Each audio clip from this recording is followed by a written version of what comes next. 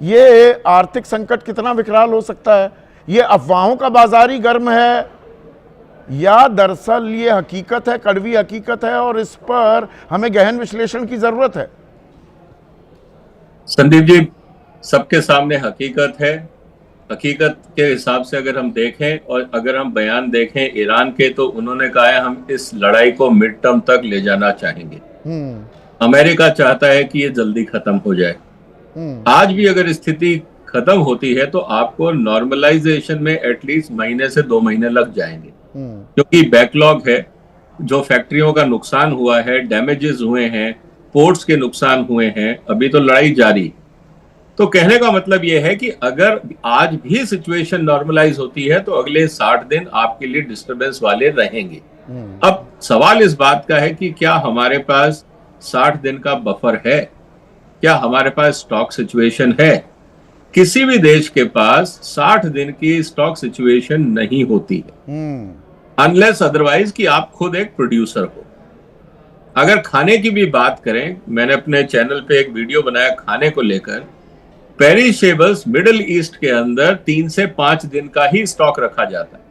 जो स्टॉक रखा जाता है वो उन चीजों का होता है जैसे दाल, चावल, चीनी, मसाले, जो लंबे समय तक आप रख सकते हैं। कहने का मतलब यहां पे आती है बात को कि कोई भी देश जब अंतरराष्ट्रीय बाजार में ऑपरेट करता है तो वो अपनी सप्लाई चेन्स के भरोसे करता है। Supply chain is the critical word. तो इसमें ये कहना कि मोदी साहब क्या कर रहे थे, मोदी साहब कर रहे थे या भारत सरकार कर रही थी, आपने 20 दिन 30 दिन का स्ट्रेटेजिक रिजर्व बना लिया। आपको उम्मीद नहीं थी कि लड़ाई 6 महीने चलेगी।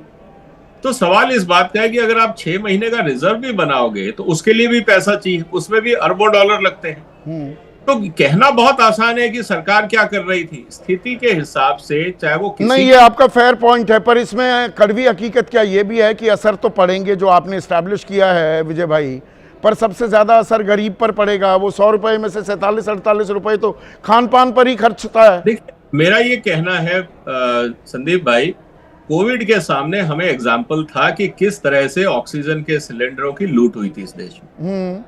भारत सरकार को पता है कि इस देश में जब भी आपदा आती है तो ऐसे भेड़िए इस देश में हैं जो नोच खाने को तैयार हैं।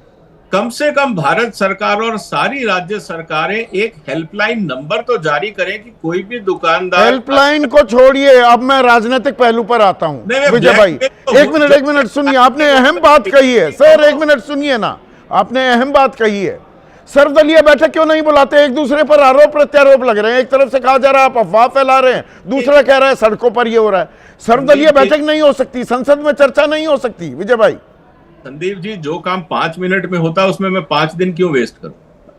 5 मिनट में अगर प्रधानमंत्री ये कहें कि सब राज्य सरकारें और केंद्र सरकार के सारे मंत्रालय हेल्पलाइन रिलीज करें, जो भी ब्लैक मार्केटिंग कर रहा है उसकी रिपोर्टिंग और 24 घंटे में कार्रवाई हो। हाँ। दुबई ने क्या किया, मैं आपको एग्जांपल दे रहा हूं। आज ही मैं बात कर रहा था दुबई से जो लोग आए, जब लड़ाई शुरू हुई वहां पे सब्जी के दाम थे, बात हो रही थी कि धनिया पुदीना जो भी है एक बंडल आता है, एक दिराम का उसका रेट था।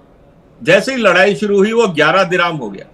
सेम डे दुबई के अमीर का स्टेटमेंट आ गया, खबरदार अगर किसी ने दाम बढ़ाए तो उसके खिलाफ कार्रवाई होगी। तो ये सही बात कही, राजनीति करने के बजाय आशीष सीधा डंडा क्यों नहीं चलता? और मेरी समझ से ये परे है कि इस देश की सबसे बड़ी पंचायत चल रही है, उसमें चर्चा नहीं हो रही, ना कोई विमर्श हो रहा। सर्वदलीय बैठक की बात तो छोड़िए। नहीं, सर्वदलीय बैठक तो होनी चाहिए। देखिए, पंचायत में तो आप देख ही रहे हैं कि किस तरह से डिसरप्शंस रोज हो रहे हैं, और आप ये उम्मीद भी करना छोड़ दीजिए संदीप जी, क्योंकि हम लगातार देख रहे हैं जो क्रूशियल कोर इश्यूज होते हैं उस पर कहाँ चर्चा हो पाती है। ना तो सत्ता पक्ष होने देता है, ना ही विपक्ष होने देता है। सर्वदलीय बैठक तो मुझे लगता है कि बेसिक रिक्वायरमेंट थी। अगर आप सबको नहीं, हमें आंकड़े तो कम से कम सामने आए ना, हमारे पास कितना भंडार है, हम कितने वक्त तक कर सकते हैं। जो उदाहरण अभी दिया कि वहां पर अगर कोई कालाबाजारी आपदा में अफसर खोजने लगा तो डंडा चलाया। बिल्कुल, और आप विपक्ष पे आरोप तो लगा दिया सामने आकर के, लेकिन आपने विपक्ष को भरोसे में लेने की कोशिश क्यों नहीं की? आप उनको बताइए तो कि आप क्या कदम उठा रहे थे, उनके माध्यम से देश को पता चलेगा। सबसे बड़ा सवाल तो यही है कि भाई, जब आपको पता था कि इस तरह की स्थिति आनी है, जो सत्ता में बैठे शार्प माइंड्स हैं वो क्यों नहीं इसको प्रीएम्प्ट कर पाए? और भाई 60 रुपए आपने दाम बढ़ाए कमर्शियल गैस के 115। National restaurant authority of India, association of India, वो कह रहे हैं अगले 2-3 दिन में 50 से 60% रेस्टोरेंट बंद हो जाएंगे। 85 लाख लोगों का रोजगार निर्भर है इस पर। बिल्कुल ठीक कह रहे हैं आप। दिल्ली में कई जगह हमने रिपोर्टर्स भेज के सर्वे करवाए हैं, छोटे छोटे जो बेचारों के ढाबे हैं वो बंद हो रहे हैं, उनके पास गैस सिलेंडर्स नहीं पहुंच रही। आप इसको कबूल करें ना करें, ये मुंह बाय खतरा खड़ा है, जिसकी वजह से कई घर बेघर हो जाएंगे। आप थोड़ी देर पहले कह भी रहे थे, ठीक है, आप उनकी पगार भले ना जा रही हो लेकिन उनकी दिहाड़ी तो जा रही है। वो बेचारे 2 वक्त का खाना कहां से खाएंगे? एक आपको बात बताता हूं, ईरान की तरफ से अभी बयान आया है, we will not allow even a single litre of oil to pass through strait of Hormuz to benefit America and its allies. हम खड़े कहां हैं? हम खड़े कहां हैं? और एलाइज हैं क्या हम एलाइज की श्रेणी में डाल दिए हैं ईरान ने? अभी भारत आने वाले टैंकरों को नहीं आने देगा, 1 लीटर भी तेल नहीं आने देगा। 1 लीटर भी नहीं। अभी ये बयान आया है। मैं तो कह रहा हूं, जब भारत के नेवी और युद्धपोत वहां पर खड़े रहते थे, मतलब आप सोए हुए थे जो आपको पहले से नहीं पता था कि हमें जो नेसेसरी कदम है वो पहले से उठा लेना चाहिए था। तो इस पर विमर्श की जरूरत है, एक सार्वजनिक विमर्श होना चाहिए।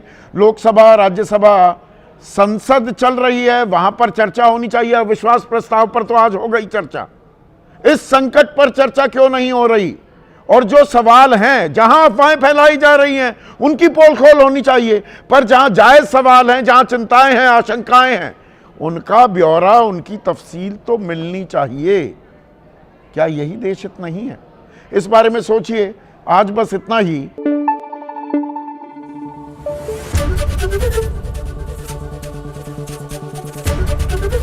एबीपी न्यूज आपको रखे आगे।